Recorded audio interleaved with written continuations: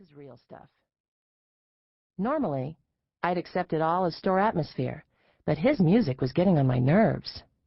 Every time I got near him, my head throbbed, and sweat slid down my neck.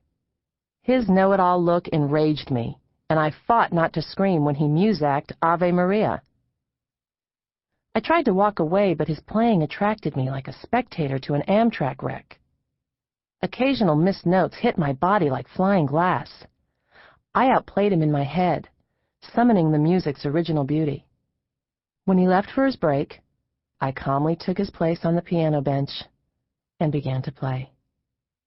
Through all my grade school piano lessons, I'd only gotten good enough to recognize the skill in others. Suddenly, I became an other. I was not like a lifeless puppet, nor a remote control robot. All the movement came from inside.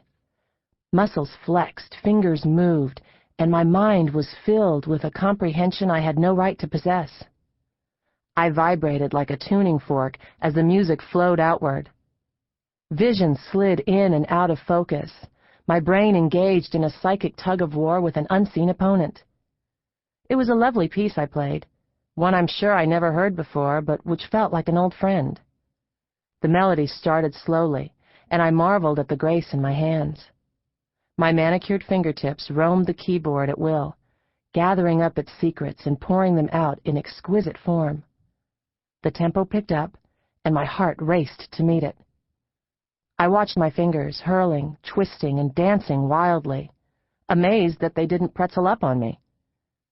Then came a light and lilting part, pulling on strands of melody remembered from the beginning. The ending left me tear-drenched. When I stopped, the world of Nordstrom fell in on me again. The response to my music was, like, totally Californian. Most of the shoppers shopped on, unscathed by a miracle. Only a small crowd took notice. They gathered around with enthusiastic words and even requested autographs.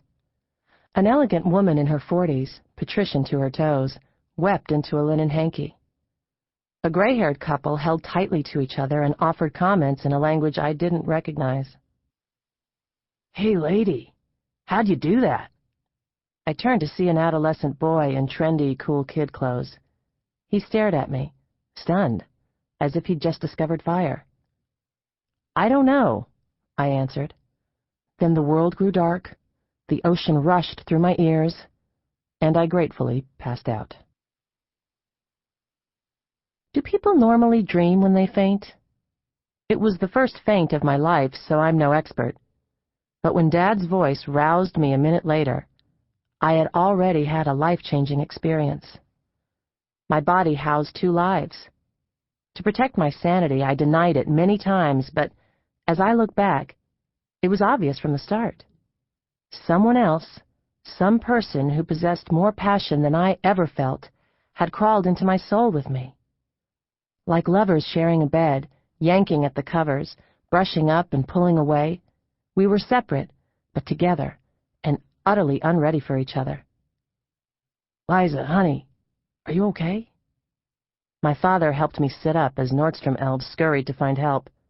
The small throng around me asked one another the usual questions. "I'm fine, Dad. I just want to go home." My own sense of shock was augmented by strange responses to the ordinary details of the surroundings. Everything smelled wrong, and glaring lights made me throw an arm across my eyes. I gasped at the sight of a woman in shorts. "Someone's gone for the doctor, Liza. Let's just wait a minute." Then Dad's voice changed from concern to astonishment. "Honey, where on earth did you learn to play like that?" A stylish store official in a dark business dress broke through the crowd with a medic in tow. Despite my protests, the brusque young man looked in my eyes, felt my pulse, and checked for signs of imminent demise. His quick, assured hands felt cool against my clammy skin. Much as he tried, he couldn't find anything horribly wrong and suggested I go home and take it easy for the rest of the day. If only he knew. The curious bystanders were pretty much losing interest by then, except for an elderly, tweed-covered gent who chased after me and my father as we hurried toward the exit. He could barely catch his breath when he finally spoke. "Excuse me, miss, but that was remarkable. Really remarkable. Wherever have you been keeping yourself? Where may I hear you perform again?" Perform again was how he said it. He was American, but with that continental accent you hear only in old movies. "I don't perform anywhere." I was more frightened than flattered. "Then where do you study? Can't I hear you again?"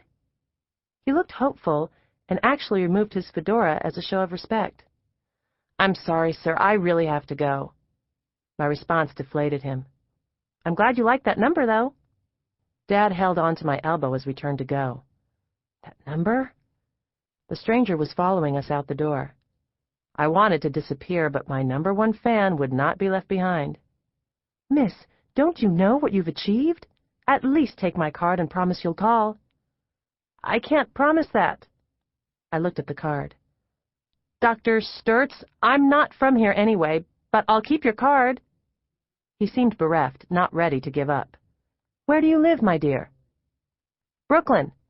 "May I at least know your name?" Liza Durbin."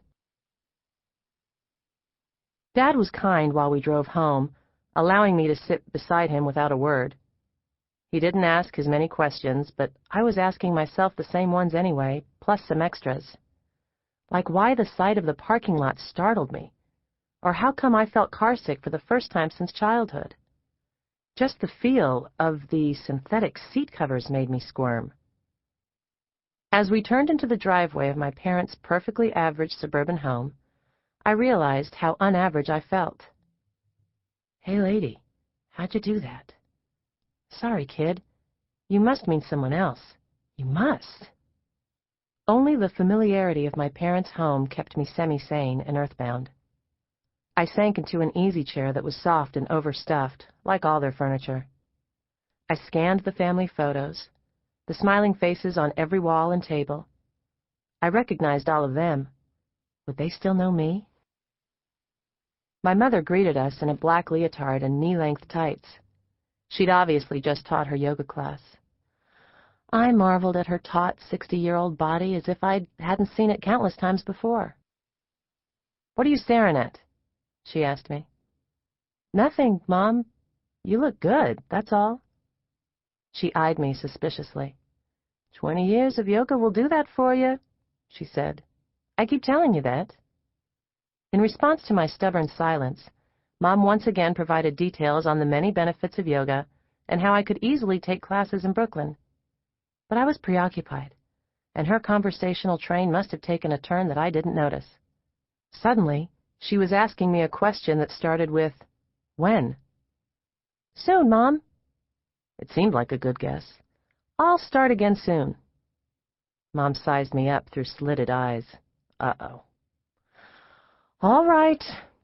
It was the "I'm your mother, there's no escape" voice. "What's going on? You look awful and you haven't said a word." Just what kind of spectacle was Mom capable of making out of my amazing feat? When I was small, she'd call the neighbors any time I blew a saliva bubble or counted to 1. "Liza had a little fainting spell in Nordstrom's, Louise," Dad volunteered. "A little fainting spell. What's little about fainting?" My mother sprang into panic mode, instinctively hitting on food. "Did you eat, darling? Maybe you were hypoglycemic." "I'm not hungry, Mom." "Did you go to urgent care? Have you seen a doctor?" "There was a doctor in the store, Louise. Everything's fine. She just needs to rest." "I want to hear everything," she said. "I'll make you some chamomile tea and we'll have something to eat." No point in arguing. Once my mother has opened the fridge, no mouth goes unfilled. We sat down for a 3-course snack. I sensed a spice was missing from Mom's chicken salad, but couldn't say what it was. The fruit salad, though, tasted like ambrosia. As my mother served scoops of cookie dough ice cream, my father took a deep breath and said, "Louise, something else happened in the store today." I listened without comment to Dad's tale about the wackoid woman in Nordstrom who commandeered the piano and played like a genius. How could this story be